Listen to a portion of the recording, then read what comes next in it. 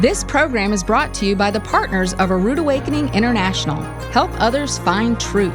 Support A Rood Awakening International today. If you dive deep into the Bible, you will soon realize that it would be impossible for man to create the intricate cross-references throughout its pages, developed over thousands of years. In this episode, Vander Els uncovers the amazing, divinely inspired connections between the Old and New Testaments. Because it's the end of the sixth day, the sun is set, and this is Shabbat Night Live.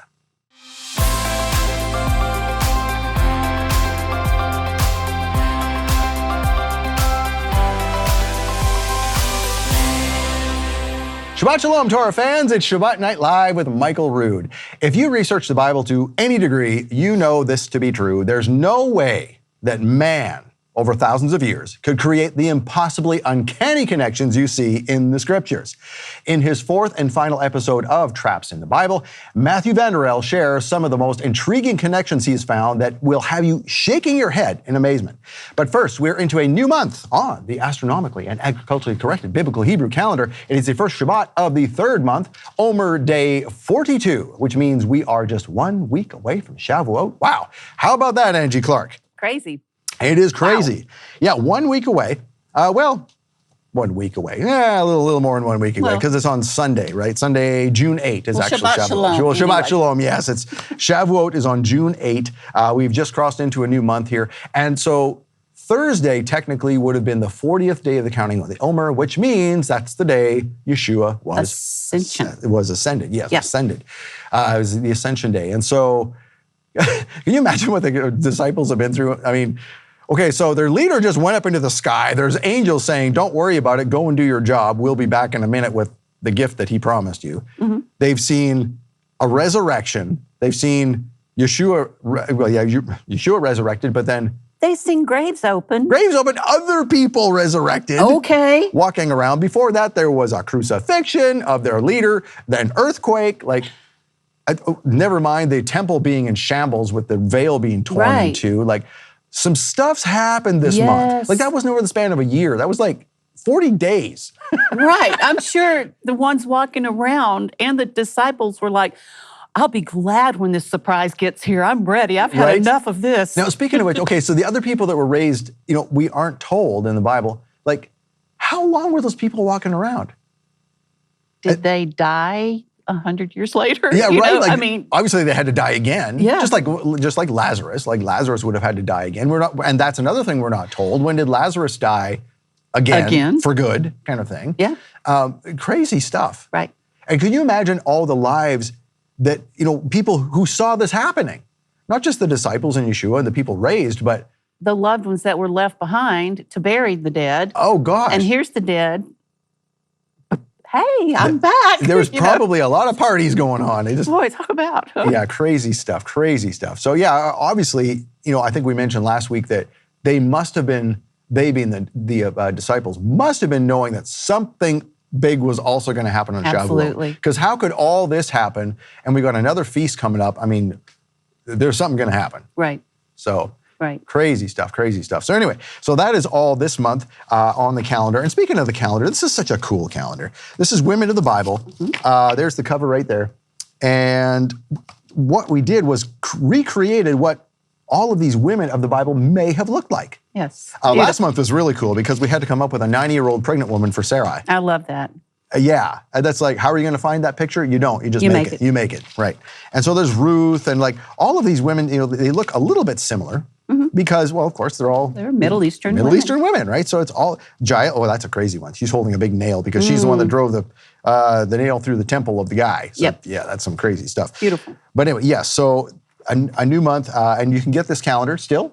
There's where you can get it on the bottom of your screen. And today being, gosh, what is this now? We are on the 30th. This is the 30th. Well, yeah, there's 1 day left. Wow. So the store is closed right now, but when it opens up, for a few hours will be the last chance to get this month's love gift. And there you see it on the screen right there. There's Rightly Dividing the Truth with our friend John Snyder. He also wrote a book called Rightly Divided. Now, you don't get that with the love gift, but you can get it at aroodawakening.tv/rightly divided. We have the book. So if you want to get the book and also the love gift and have both, that would be a really good, cool combo. Mm-hmm. lambskin leather bookmarks made by another friend of ours, Ken Cowart. He also made the shofar holster. Right. And also our leather tallit. So that's the same artist who made that. And he made the shofar bag, which can accommodate a shofar up to 38 inches tall. It's a big bag. So also made by Ken Cowart. Nice. Yeah, nice stuff. Really cool stuff. So now that we are at the end of May, we're heading into the summer. Lots of exciting things, new people coming on the stage. And last week we gave us kudos to Michael Rood for allowing this to happen. And I think we're getting a lot of cool people coming through here. People that didn't necessarily even have a platform. For instance, some of our ambassadors I was just going to say, that are solid teachers. And they've been able to be on the platform and give us some teachings. Several of them, the first time ever being on camera. Love it. So yeah, and they were all nervous, but then you get on camera and it's like, it's a weird thing that happens in the studio. And I know you know this. Yes. People are nervous and everything, and cameras come on, they start teaching, and all of a sudden the Holy Spirit just drops. Every time.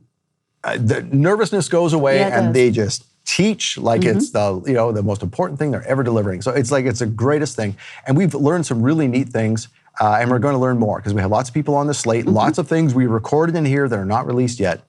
And it's all due to our partners, which you talk about a lot. Absolutely. Yeah, so our Ambassador Club members, they're the ones you touch the most, right? Absolutely. Yeah, and so that's really that's what makes it around here is your support makes this happen. So thank you very much for doing it. That's why we talk about the love gift. That's what we talk about everything else.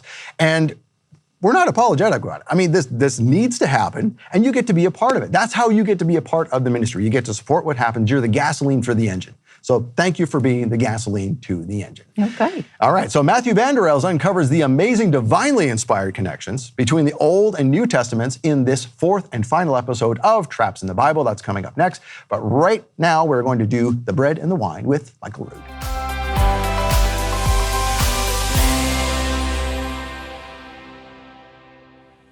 The Apostle Paul said that Yeshua nailed the dogmas, the doctrines and commandments of men, of the arche and exousia, that he overcame, that he nailed their commandments, their man-made dogmas to the cross. And because of that, we are not to allow any of the arche and exousia, any of the religious authorities of men who made up their own commandments to judge us. Because every one of the feasts of the Lord are prophetic shadow pictures of good things to come. So don't let any pagan, let no religious authority judge you concerning the Sabbath, the new moons. And on the Sabbath, we do not allow the world to judge us and tell us what to do. We know that Yeshua paid the price for us. And the last night he was with his disciples when he took the bread and he blessed the Most High with this blessing. Baruch atah Yehovah Eloheinu melech haolam hamotzi lechem min haaretz. He said, this represents my body, which is now broken for you. As often as you do this, you do it in remembrance of him. And then Yeshua took the cup and he said, this represents the renewed covenant in my blood. This is what this represents. This is what it's always represented. Do this in remembrance of me. And he said that prayer, Baruch atah Yehovah Eloheinu melech haolam, Borei peri hagafen. Blessed are you, Yehovah, our God, King of the universe, creator of the fruit of the vine. And he said, do this in remembrance of me. And don't let anyone disparage you. Do this until I come again, because I have made you priests and kings. Shabbat shalom.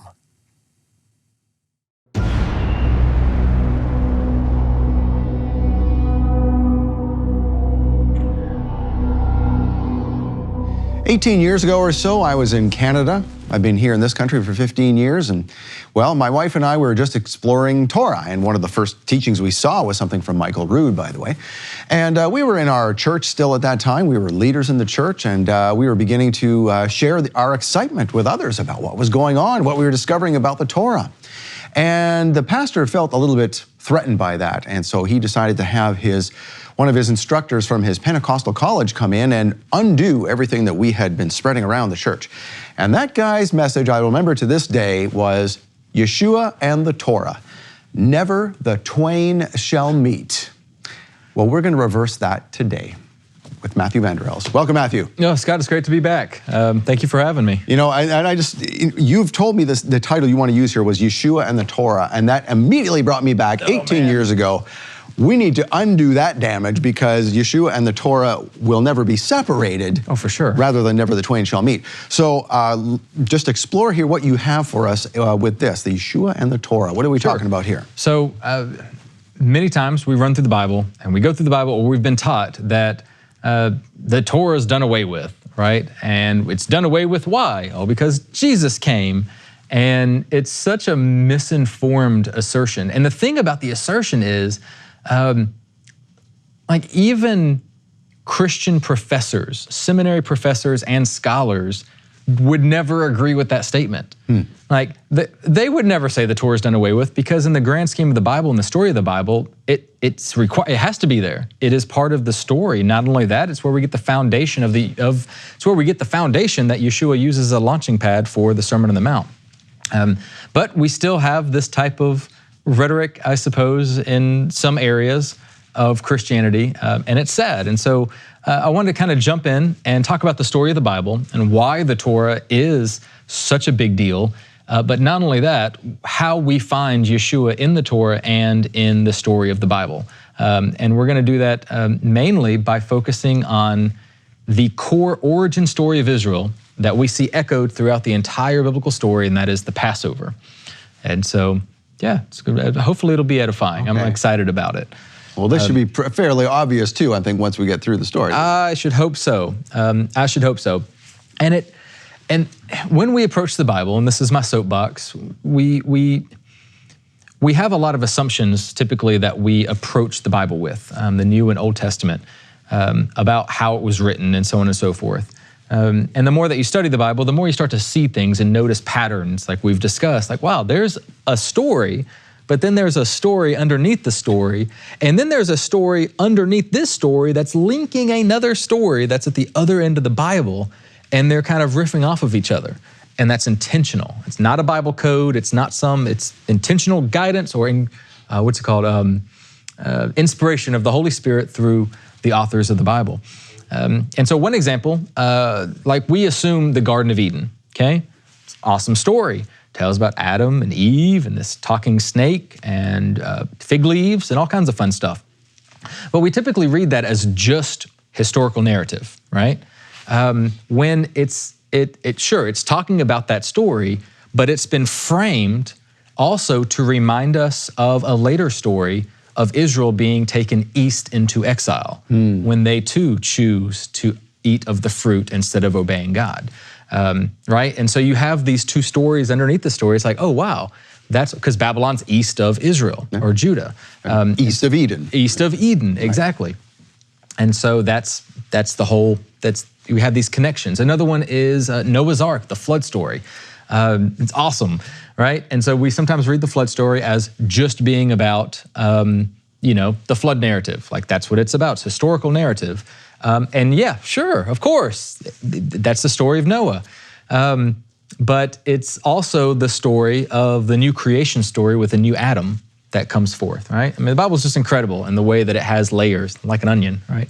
And if we're not looking for it, we'll miss it. We'll miss these connections. But yeah, the Noah story, the flood story is the moment where God recreates the world through means of divine violence, right? And he's going to violently kill everybody and birth a peaceful, fruitful creation. That's kind of the setup for the story. So the waters are again coming back together, because they were separated in the first. Nope, we got to start over. Waters are coming back together, and there's going to be one man that has dominion over the animals, and then dry land appears again, and God is going to fix the problem that caused all this. And you remember what the problem was? The core base of the problem? It's in Genesis 6:11, and it was violence. Now the earth was corrupt in God's sight and was full of violence. It's not part of God's good creation to have violence. Mankind became violent. And so God is going to fix the violence of human beings by being violent. It almost seems kind of ironic. Well, I mean, it is. I'm glad you picked up on that, Scott. It is, right? He's going to drown everybody. And this is a plain reading of the story, right? When you walk away, that's what it says. It may sound uncomfortable when you frame it that way, but that's what it says. And so we read the story, we get through it, okay. Did it work? Does divine violence correct humanity? And the answer is no. And I'd like to submit maybe that's one of the points of the story, is kind of an echo of something we're going to see later on when the true king of the kingdom of God comes to earth, and he is putting forth a different way to have a new creation. And it's not going to come in the form of violence. But yeah, no, he tells Noah to take all aspects of creation into the ark with him, all the animals, the plant. And then what's Genesis 7:10 say? It says, and after 7 days, the waters of the flood came upon the earth. So after a 7-day period, water comes and resets creation. 7 days, right? And Noah is here. He's between the waters in a confined area, dominion over the animals, just like Adam. And then in Genesis 8:2, it says that God sends his spirit to blow over the earth. This isn't Genesis 1, this is Genesis 8. And it says that it pushes the water away. So splits the water, right? Noah sends out a dove that hovers over the waters, and the next thing that happens in the story is dry land appears. So it really does fit just right on top of Genesis 1. And that's also, that's the dove thing is also what's so significant about the dove falling when Yeshua came out of the water, right? It's a new creation story is developing. And so it's just neat. And it's a sign of new creation. And Noah walks out of the ark. He begins to pursue creation. Then he does what? Well, he eats the fruit of the garden and he finds himself naked. Right? He plants a vineyard, gets drunk, and he finds himself naked. It's the same story. It's just different characters, right? Or it's happening again. And that's why I love the Bible. It's just how it's built. The Bible's built different. And so when we look at the New Testament, we should not be surprised when it's written in much of the same way, the way that it's framed by the authors. Matthew, for example, not only divides Yeshua's teachings into 5 different sections in an effort to show a connection between his teachings and, of course, the Torah and Moses, but he emphasizes the elements of Yeshua's childhood that parallel that parallel Moses' childhood. So Matthew intentionally does that.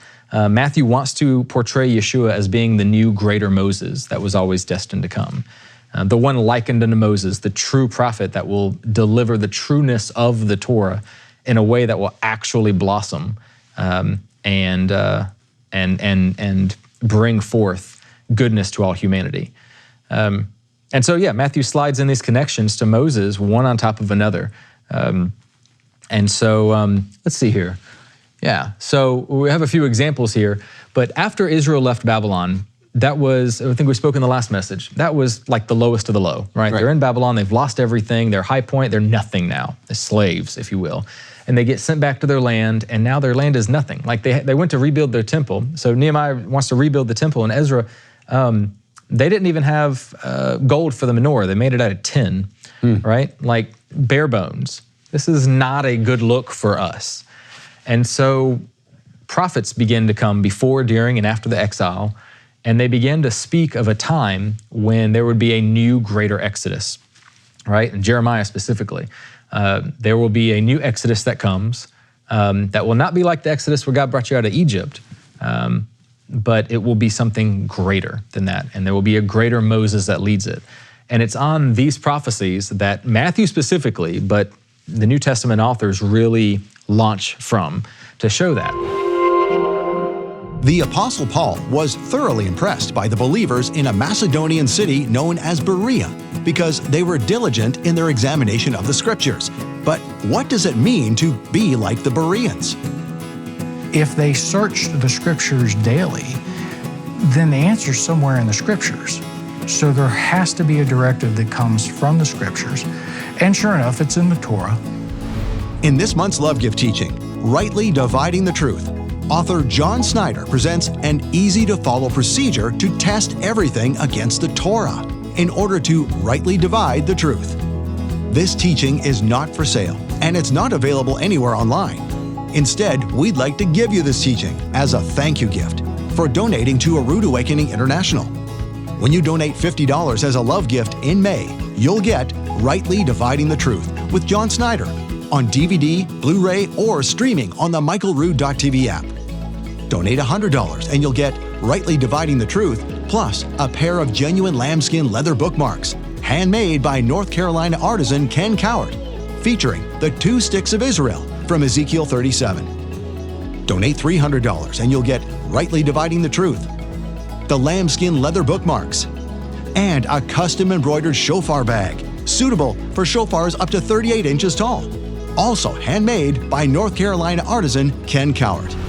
These gifts are a limited time offer from Michael Rood to thank you for your support. Make your donation today and receive the $50 gift, the $100 gift, or the $300 gift. Thank you. When you donate to receive the love gift, you ensure that these teachings keep coming from A Rood Awakening International. Use your smartphone to scan the QR code on your screen to donate now and receive these limited time gifts. Or call 888-766-3610 or get your gift online with a donation at monthlylovegift.com. So in Matthew, like here's some of the overly emphasized connections to Moses with Yeshua, specifically with his birth, right? So we have in the childhood of Moses, what happens? The evil King Pharaoh attempts to kill him through the mass slaughter of children. It's Exodus 1:22. But in the childhood of Yeshua, we have the evil King Herod attempting to kill through the mass slaughter of children in the name of national security, right? And that's in Matthew 2:16. In Exodus 1:17, the midwives in Egypt tricked Pharaoh. The wise men, or the Magi, in Jerusalem tricked Herod in Matthew 2:16. In Exodus 2:2, Moses was hidden from the evil king when he was a child. In Matthew 2:13, the angel told Mary to go hide Yeshua from the evil king. Moses was hidden in Egypt to save him in Exodus 2:3, and Yeshua was hidden within Egypt to save him in Matthew 2:13 through 15. And the list goes on, specifically in Matthew. There's another example that dawned on me the other day. Sure. It was about this very thing. Yeah. So the brothers and sisters in Moses' family, Moses, Aaron, and Miriam. Yes, yes. What's Yeshua's mother's name? Mary. Miriam. Yes, Miriam. That's good. I like that. And Yeshua is both the high priest, Aaron was high priest, and the messenger, who was Moses. Oh, that's good. It's all there. It's all there. It's one after the other. It never stops. It's amazing. When the Sermon on the Mount happens, Matthew phrases it the mountain. So this is the direct, what's it called? The mountain. He writes it the mountain. That's how it's read. Not a mountain. What mountain? The mountain. So Yeshua ascends the mountain with his 4 disciples, and he sits down and he gives the revelation of God. It's supposed to be a picture of Moses. Where in Luke, it's the sermon in the plain, because he comes down from the mountain and then he delivers the oracles of God. Still Moses, but just a different perspective, right? Different framing. In Luke chapter 11, verse 19, there's this incident where Yeshua is accused of driving out demons with the devil, right? With the power of the devil. And it says, "Now I drive out demons with Beelzebul. By whom do your followers drive them out? So then they will be your judges. But if I drive out demons by the finger of God, then the kingdom of God has come upon you." So it's an interesting phrase there, kingdom of God. And I may just be searching for something, but I think this is a huge example. It's intentional. The finger of God, that phrase appears 2 times in the entirety of the Hebrew Scriptures, the Old Testament. Both are directly connected to the Exodus account. Exodus 8:18 is when the magicians tried to produce gnats by their secret arts, and they could not. And since the gnats were on people and animals everywhere, I think verse 19 says that the magician said to Pharaoh, "This is the finger of God." Yep. And another example is Exodus 31:18, and when it says that, "And he gave unto Moses, when we had made an end of communing with him upon Mount Sinai, 2 tablets of testimony, tables of stone written with the finger of God." And so you have these 2 examples, and Luke here is pulling that out and using it here. And he's attempting to show us that just like the incident when Moses stymied the magicians in the Exodus account, so too Yeshua is here, and he's stymied the demons, right? It's the same thing. Just like the power and authority are given in the 10 Commandments, the same power and authority is now upon Yeshua. What was Yeshua's first miracle, according to John here? Took that water and he Water to wine. made it red, right? Made it into wine. What was the first miracle or the first plague of Egypt? It's not quite the same, but it's pretty close. He took the water and he made it red. He turned it into blood. John the Baptist is in prison, and he sends his disciples to ask Yeshua if he's the one, or should we look to another? And, are you the true son of David?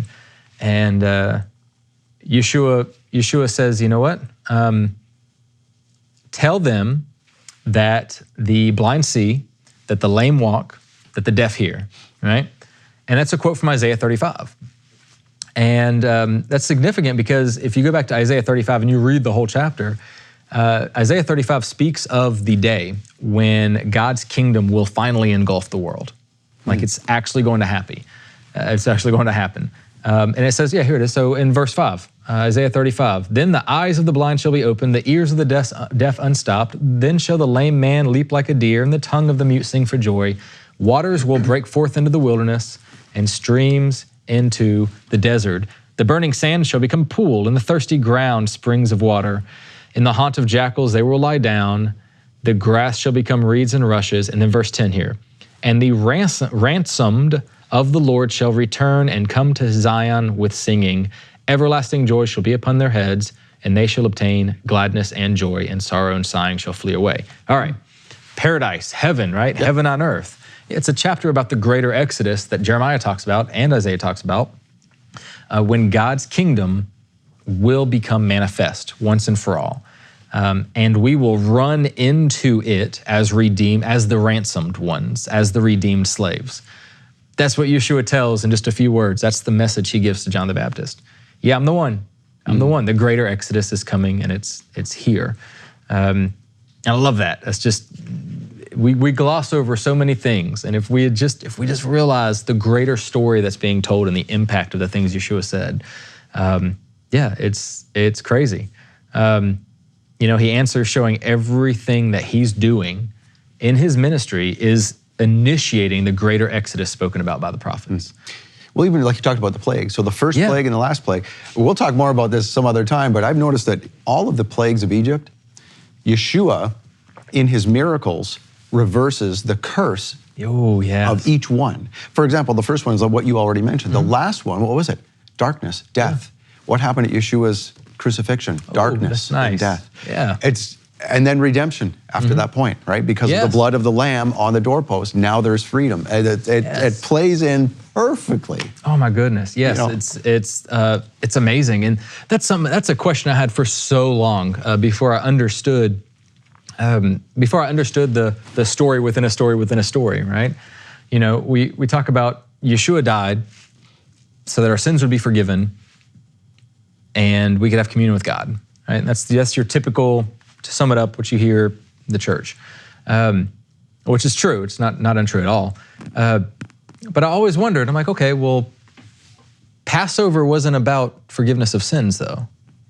Like the Passover lamb was not a sin offering. It was a peace offering. Interesting. It had nothing to do with forgiveness of sins. Yom Kippur has to do with forgiveness of sins. Right? You got the goat. You put you purge the entire temple of the iniquities and transgressions of Israel, altar by altar. Outside altar, use the blood. High priest kind of scrapes it up. You could say he internalizes it if you want to, but he takes that up through the blood. He goes into the holy place, and he takes the blood of the bull and the goat. Goat represents people, bull represents priesthood and kings. And he sprinkles the second altar of the sins and transgressions of the kings and priests and leaders. And then he goes into what you could say was a third altar, even though nothing was sacrificed on it, which is the holiest of holies. And this was a place where this was the shrine that could never be cleansed. So if you sinned unintentionally, you could go to the temple and you have a goat, and they would put the blood on the corners of the outside altar, and there you go. You've sinned, you're good. They're atoned, they're purified, they're purged away from God's sight. If you were a leader or a king or a priest, your sin's bigger, right? It's a bigger responsibility. So you'd bring a bull, and that blood would go on the corners of the incense altar, because it's as if your transgression was so great that it pierced into the temple complex and defiled that altar. Oh, wow. And I'm using that as, that was the concept of graded holiness and graded sin, if you will, the degraded holiness in the temple.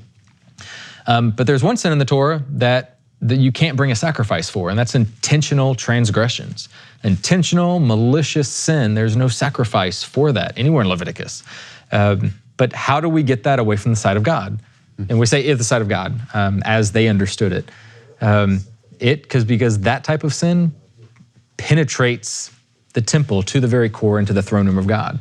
And so that's why once a year the high priest goes in, he sprinkles the blood on the Ark of the Covenant, the mercy seat of God, and it purges. That's why it's called the Day of Atonement or the Day of Purging, the Day of Purgation. It purges your sin out of, or the sin of Israel out of the sight of God. And yeah, that's what takes away our sins, right? From the sight of God is Yom Kippur. So why didn't Yeshua die on Yom Kippur? Good question. Hold on to that. Yeah. Let's come back with that. All right. Why didn't Yeshua die on Yom Kippur? Great question. Some real deep stuff here. I hope you're enjoying it. I certainly am. Matthew Vander Els is here because of you. So thank you. Thank you for bringing him here. Your donations did it. Your donations now ensure that other people can see this into the future. I think you would agree they need to do it. So thank you for doing it. We'll be right back. Hey, Torah fans, on behalf of everyone here at Rood Awakening, I just want to say thank you, because without you, nothing happens. There's no corporate safety net with a pile of money in case there's not enough. There's no government grant that keeps things going. And we don't ask companies outside this ministry to pay for commercials. In fact, some have offered and we have declined because we think this ministry should run on willing hearts, not commercial contracts. So, thank you for having a willing heart. You are the reason for every Rood Awakening. Hey, thanks for supporting Shabbat Night Live. Before the break, we were posing a very important question. You know, good question, Matthew Vander Els. If Yeshua is our Passover lamb, he is our atonement, why wasn't he crucified on Yom Kippur, the Day of Atonement? Good question. For sure. So, Passover lamb is a shalomim offering. It's a peace offering. It's about reconciliation, but it doesn't atone for sins, right? In the slightest. At all. Unlike Yom Kippur, which is the day of purgations. It's a cleansing. It's the concept of graded holiness, and the way that Leviticus describes it is that whenever you sin or transgress or do things that are against the way of God, it's as if someone gets a little handful of mud and they throw it at God's temple, at God's house. Now Leviticus 4 details if you're a common folk and you sin, it's unintentionally. It's as if you got a piece of mud and you threw it at God's altar outside and it put a blemish on it. So you take a goat, you use the blood of the goat as a type of conduit to purge your blemish out of God's presence. If you're a priest or a king or a leader, a bull, it's a bigger consequence because you have more responsibility. And it's as if you got a big old handful of mud, and not only have you defiled the outside, but you walked in the holy place and threw it at the incense altar. But if you intentionally, maliciously transgress the ethic of God, there's no sacrifice for that in the Torah. What do? You know, because we know what happens if you continue sinning without repentance, right? What was it when everyone was waking up and facing the sunrise, right? They were making the Queen of Heaven, the Asherah cakes. It was Asherah, right? God finally got fed up with his house being so muddy with sin. He just got up and left, right? In the vision, went to the Mount of Olives. And so the same thread is made in the book of Numbers. Like, I will leave. I will leave you. And so that's what Leviticus 16 kind of hinges on, Yom Kippur. It's the day when the high priest goes in and he takes all of our splots of sin and transgression and screw-ups against God, intentional or not, and all the way into the holiest of holies where no one can go. He takes it all out. He removes it from there, the holy place, the exterior altar, and then he places it, with his hands, he places it on the goat's head as if he's the conduit. And he pushes the sins of Israel on the goat, and it runs away or gets pushed off a cliff for a later tradition. But the question, then why was it Passover? Because before Israel could take on the name and carry the name of God to be recognized as the people of God, the kingdom of God, they had to be redeemed. And that all is wrapped up in the Exodus story. I mean, the Passover story is the foundational origin story of Israel. That's everything. And so here, And the gospel accounts, that's why Yeshua died on Passover, because he's not simply enacting another Yom Kippur. It's not just another, okay, we're going to cleanse it away, that's great. No, he's enacting the greater Exodus that all of the prophets spoke about. He's enacting the greater Passover that the prophets spoke about. And he's coming to fulfill the Deuteronomy prophecy of the greater Moses has come and we need to obey him. And so it's a much more significant occurrence that takes place. He dies as the Passover lamb. That is how we are freed from our shackles of slavery to sin, not simply sin itself. And so it's defeating the system of sin. But now Yeshua is also, he's embodied in all the oh my goodness, all of the feasts, obviously. So Yes. at what point, so now with the second coming, this is Yom Kippur, now we take care of this. That's Sure, that's one assertion, for sure. That's one train of thought. We also have the book of Hebrews, and the whole book of Hebrews is modeled after the Yom Kippur service, speaking about how Yeshua goes in once and for all, and he's now purged it out, and that God sees us. It's kind of weird how the author of Hebrews structures it, but God sees us through Yeshua, right? Our mediator. It's the high priest. It's the high priest that has taken all the junk on Yom Kippur, and now he's the vessel of it, and now it's being discarded out once and for all. So it's definitely multi-layered. Yeah. But the theme throughout the gospel accounts is they really wanted to hammer down how we're going to get to new creation spoken about in Isaiah, the heart transplant of Ezekiel, the heart modification in Jeremiah, and the new creation, a new world, a new reign that's going to come. And all of that focuses around the story of the Passover. That's why we remember it every single year. And in the meantime, we're freed from the shackles of sin. Sure. But there's still... There's still judgment coming. Yeah, that's going to be a fun day. Not. But Right. For those of us, hopefully it will be a rewarding day. You know, see, I think that's where we need to, you know, especially in Christian churches, we get the idea, okay, so well, I'm saved. Okay, great. Saved when? I'm saved from the wrath to come. And so in the meantime here, it's sort of like we have to know a little bit about, you know, the Hebrew marriage ceremony, right? So we're betrothed. Well, we're in a betrothal period here. Yeah. And so are you going to remain faithful during the betrothal period before the I do's are said? Or are you going to be unfaithful and then the groom can say, yes or no, do I still want this marriage or don't I? You can say that, yeah, for sure. You know, that absolutely. really keeps you on your toes if you think about it that way. Absolutely, or you don't want to, your saltiness doesn't want to fade away, right? You don't want that to... Right. Well, yeah, yeah. But yeah, that's exactly right. And so, yeah, there's a day coming. But slowly but surely, I like to think that we participate in it even now. And that's what the salvation, that's what it's about. It's both. About, it's always both. Yeah, for sure. It's a here and not yet. Because of the blood of the Lamb, that's my soapbox with Passover. Okay. But it's an important point. We have the transfiguration of Yeshua. So Matthew doesn't stop; he keeps going. So you have the transfiguration of Yeshua, and it happens in Matthew 17, and we can read it here. He says, after 6 days. So before 6 days, what did it say? After 6 days. After 6 days. Okay. What's after 6 days? The seventh day. Oh, you're right. Wow, how perceptive. After 6 days, Jesus took with him Peter, James, and John, the brother of James, and led them up a high mountain by themselves. There he was transfigured before them. His face shone like the sun, and his clothes became as white as light. Just then there appeared before them Moses and Elijah talking with Jesus. Peter said to Jesus, "Lord, it is good for us to be here. If you wish, we can put up 3 shelters, one for you, one for Moses, and one for Elijah." And while he was still speaking, a bright cloud covered them, and a voice from the cloud said, "This is my son, whom I love. With him I am pleased. Listen to him." So it's kind of a strange occurrence. I mean, it's a lot going on there. Lots of lights, right? Voices from heaven, a big high mountain. And dead guys. Yeah, dead guys coming up, just talking casually. What's up? And so Yeshua goes up on the high mountain. And how many people does he have with him? He has 3 people, right? He has James, Peter, and John.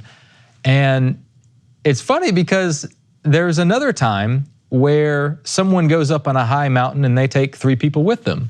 And it's in Exodus 24. It's when Moses, alongside Aaron and his 2 sons, ascend the mountain of God, and they bring the elders and everyone behind them. But with this mountain, we see that we have a huge cloud that covers it. But back in the Exodus, the mountain, Mount Sinai, had the huge cloud that covered it, right? And then we have this in Exodus 24:16. It states that the cloud covered the mountain for 6 days before Moses was called up. So after 6 days, Moses went up. And Matthew and Mark both make sure to say it was after the 7th day when Yeshua went up this mountain. And so you have all these little kind of connections, if you will, that are forming. Interesting. The 7th day. In both stories, Moses descended the mountain with something shiny. It was his face. It was shining so much they had to throw a towel over it, right? And in this story, Yeshua's face is also shining bright along with all of his clothes, just illuminated because of the presence of God. And so I love that because it's just another framing that Matthew does with the transfiguration. It's like, yeah, this is supposed to be happening just like this because it is the greater fulfillment of the rescue mission of God that we were first introduced to back in Exodus. Because that's what it's all about. It is the rescue mission of God. That's the orbit of it all. And the most fascinating thing about this is in Luke's account, it actually has a different word that it throws in there that's very specific and very odd. And it goes like this. Let's read Luke chapter 9, verses 30 through 32. And here's how Luke frames it. 2 men, Moses and Elijah, appeared with glorious splendor, talking with Jesus. They spoke about his departure, which was about to be fulfilled in Jerusalem. And that word departure is, you kind of roll your eyes when you realize what word it is. It's exodus. And so his departure from Jerusalem, I guess when he dies, doesn't quite make sense, literally, if you will. But no, it's the same word for Exodus, the Exodus account. So he was about to fulfill the Exodus in Jerusalem. That's the greater Exodus. I'll bet you did not know that being an Ambassador Club member gets you exclusive early access to tickets to in-person events right here at Rood Awakening headquarters. And I'll bet you didn't know that Ambassador Club members also get private invitations to surprise sales and other appreciation events, not to mention special gifts, cards, and other nice stuff. So why do ambassadors get all these perks? Because Ambassador Club members are the ones who keep the lights on, who make sure that new teachings keep coming, and they're the ones we can count on because they're committed every month. The Ambassador Club is an automated donation program of $100 a month or more if you'd like. So if you appreciate the consistency of a Rood Awakening videos, social media posts, events, and most importantly, people to pray with you on the phone and help answer your questions, be a part of the consistency that makes it happen. Join the Ambassador Club. How do we find Yeshua in the Torah? Well, this is just one example of the many of how the story of the Torah and the story the Torah is telling has Yeshua all in it because he's fulfilling that story in the New Testament. And the lines, the connections are vast between the two stories. And there are many more. But that's what we see. We see this is all just one huge, magnificent, unified story that leads us to the King of Kings, Yeshua. And that's really neat. That really is cool. For sure. So that is mentioned in the Gospels and then in Exodus. So are there other places in the Bible? You mentioned this is kind of all over the place. Oh, goodness. So this correlation of Yeshua being the Passover lamb and he's, re-upping the Exodus story, yes. Restarting it. Is it mentioned elsewhere or just in Exodus and the? Absolutely. So Jeremiah 16 and Jeremiah 23 are the two big references in Jeremiah where this is wholly emphasized. And let's read it. Do we have time to read it? Yeah, I think so. Yes. So Jeremiah 23. And if you in your Bible, there should be a heading that says the righteous branch. Who's that talking about? It's talking about Yeshua. And it says, by the way, what's your favorite version that you use? Oh man, I love CSB. Okay. So Christian Standard Bible, it's essentially the Holman. Bible, but I really like how that translates certain things, specifically hard texts. Okay. But I mean, it's depending on how you want to study. So if I'm doing more poetry, then King James Version or something that's more strict is good. And then CSB is usually my go-to. Okay, very good. All right, just thought I'd ask. For sure. And if I want to see something, if I see a verse that's beautiful and I want to see how it can be expounded, I definitely dive into the Message. Oh, yeah. Yeah, I know. Everyone's against the Message. It's like, what is this? This is a Message. And no, Eugene Peterson wrote it not to be a study Bible, but to be a paraphrase. It's exactly what it was meant to do. And if you read the introduction, and that's when my opinions on it changed, if you read the introductions of the Message, he wrote it because he wanted his 8-year-old to be able to have a Bible that she could read and actually understand. There, see, there you go. So we read the Message and we're like, oh, this is so paraphrased. And yeah, it's supposed to be. It's not meant to be. Well, that's like Michael's chronological Gospels. It's not like, people say, well, how? You chopped up the Gospels and you put it in, chronological order, but that's the beauty of it. You could see what Matthew said about it, what Mark said about it. It is neat how he did that, yeah. You get all the stories together. So it's not unlike this. I mean, people might say, well, you chopped up the Bible, but no, he did it for a reason. Eugene Peterson has a heart for the ethic of God and the heart for Yeshua. And when you understand that and you start reading the Message, after reading the introduction and understanding what it is and what it isn't, it's a beautiful work. I really enjoy it. And so this is, you know what? Let me switch it to my CSB so I'm actually in tune with what I thought you had on your screen. My own opinions. No, it defaulted to the NIV here. All right. Okay. So, the righteous branch of David and the Lord of his sheep. So, Jeremiah 30:23 says, woe to the shepherds who destroy and scatter the sheep out of my pasture, or of my pasture. This is the Lord's declaration. Therefore, this is what the Lord, the God of Israel, says about the shepherds who tend to my people. You have scattered my flock, you've banished them, and have not attended to them. I am about to attend to you because of your evil acts. This is the Lord's declaration. I will gather the remnant of my flock from all the lands where I have banished them and will return them to their grazing land. They will become fruitful and numerous. I will raise up shepherds over them who will tend to them. They will no longer be afraid or discouraged, nor will they be missing. This is the Lord's declaration. So this is right before the prophecy, and it sets it up. This is speaking about after the Babylonian exile. Okay? People have been scattered. It's been because of the corrupt leadership, right? The shepherds, the religious leadership, the corrupt leadership. And that's really, so we don't realize that the entire Old Testament really orbits, like in its final compilation, the story that it orbits is the exile. That's kind of the view from the Garden of Eden, having links to the exile, all the way up through the prophets. That's where we're coming out of. And then here it is in verse 5. Look, the days are coming. This is the Lord's declaration when I will raise up the righteous branch for David. He will reign wisely as king and administer justice and righteousness in the land. In his days, Judah will be saved and Israel will dwell securely. This is the name that he will be called. The Lord is our righteousness. Look, the days are coming, the Lord's declaration, when it will no longer be said, as the Lord lives who brought the Israelites up out of the land of Egypt, but as the Lord lives who brought and led the descendants of the house of Israel from the land of the north and all of the other countries where I've banished them, exile, they will now dwell together back in their land. And so you have this event that's going to happen, and it's essentially saying that one day something so grand is going to happen. Like this king is coming once and for all to reign, and he's going to end the exile, right? He's going to bring everyone back. And it says back to the land, but they were already in the land after the exile. I mean, that's something that's in Ezra and Nehemiah. Like they say, okay, we're back in the land, but this isn't happening. The promise isn't happening.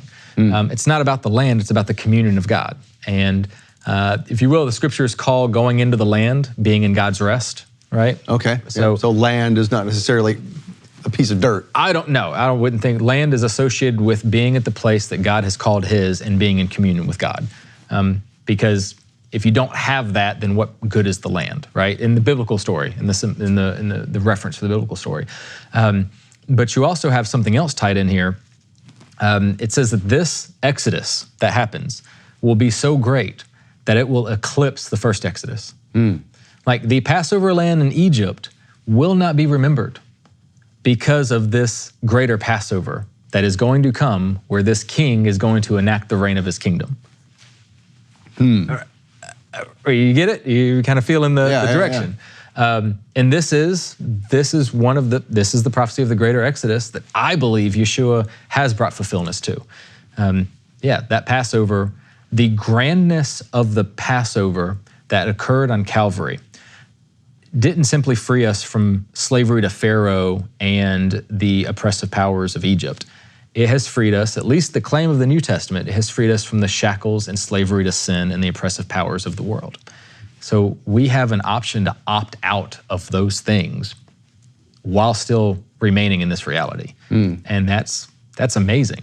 But you see the exile language used so much because curse of the law, right? Right. Curse of the law. Paul says, the curse of the law. And we always think that that's, it's the curse when the law is hard to do. No, the curse of the law is clearly described to us in Deuteronomy 28, in the curses. And it's a long list of all the stuff that'll happen if you choose not to obey God.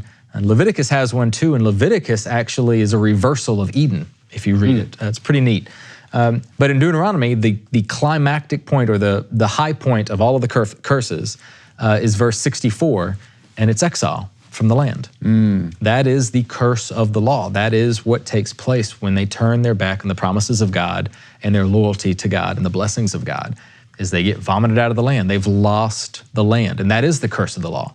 That is the curse that they're still under the curse of exile, even in the first century, despite being in their own land. Because they're being oppressed by the Romans. And before that, it was the Greeks and the Persians and Babylonians and so on and so forth. So the curse contained within the law. I think most people watching this show understand that the law itself was not a curse, and that is a gross misrepresentation. Oh, for sure. That a lot of people assume, but that's not it. No, the law was there as a launching pad for the people of Israel to become the people of God, that they were always meant to be, and that is the Genesis 1 image bearers launching forth the rescue mission of humanity. And that's what Yeshua came to do. So with this new Passover with Yeshua, he says, I am the land, this is my body, this is the blood. This is this new covenant, the renewing of the covenant that's gonna happen. This is the Jeremiah 31 moment, the Ezekiel 36 moment, the Isaiah 63 moment. This is the moment when everything changes. And now a new redemption is going to be seen within the world, and a new creation is about to happen, and a new humanity is about to be birthed. Wonderful. Thank you for sharing that. Beautiful. I love the way you wrapped that up. Matthew, thank you for joining us for this series. Appreciate it very much. Thank you for joining us. Hope you've enjoyed it. Hey, more to come. We love having Matthew here. He's a local guy, so we can have him in anytime we want, right? So make sure you comment on that when you see this on YouTube and elsewhere. Let's have Matthew back and teach us some wonderful things like this. Thank you again for joining us on Shabbat Night Live. We will see you next week. Until then, Shavua Tov and Shabbat Shalom.